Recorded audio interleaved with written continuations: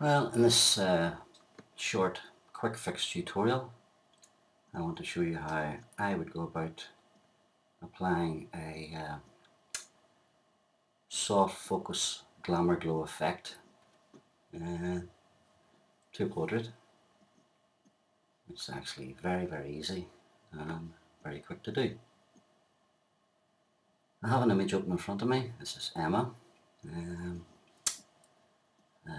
Coerced her into modelling for me while I was trying out new Pocket Wizards with off-camera flash, trying to overpower daylight.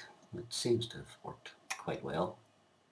But as you can see, the image is a nice little image, but somewhat lacking in saturation. So, to begin, as usual, so as not to destroy the original image, and because we need the original image in this, we duplicate it by dragging it down to the layer icon here, and straight away we have a background copy. We apply the soft focus effect using filters, and from the drop down box we go to blur and select Gaussian blur. It gives us a dialog box.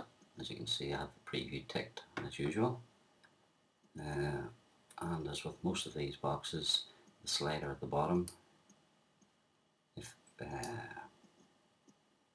increases or decreases the effect of the filter from nothing to a total blur.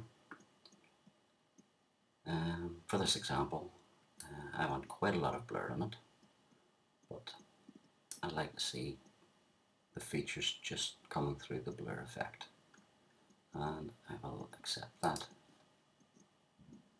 From here, we just go up to the blending mode box, which throws down a drop down box as well, and select overlay, and instantly you can see the warmth that it throws into the image. It gives us that nice soft effect and a slight glow at the contrasting edges. As you can see, it also darkens the entire image. So for this image we're going to add a layer mask, which is simply done by clicking the layer mask icon. If you're unsure about layer masks and how to use them, I recently did a very basic tutorial on layers and layer masks. If you're unsure, it's maybe worth having a look at that. So now we have our layer mask, and it's active, as we can tell by the border around the layer mask icon. I'll pick up my pen and lift my brush, and as you can see, foreground color set to black, which, if you've seen the last tutorial, when I paint on the layer mask here, it will make those areas of the background copy become transparent. So I'll just increase my brush size. I use the right and left arrows, brackets on the keyboard, as you find it a lot quicker. I have my opacity at 50%, and all I do is brush over, and you can see that background coming back, which is in effect just making that area of the layer mask, or sorry, the blur image become transparent.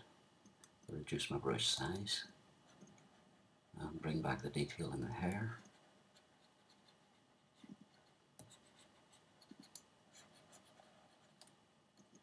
It's just gone a little too dark. I like that. Yep. Just bring back any background image. You don't have to be too particular about this. And as we know in portraits, the most important part is the eye. So if we zoom in, although the effect isn't that severe on the eye, if I drop my brush down, I want the original sharpness and clarity of the eye to show through. So my layer mask, I'll just paint that back.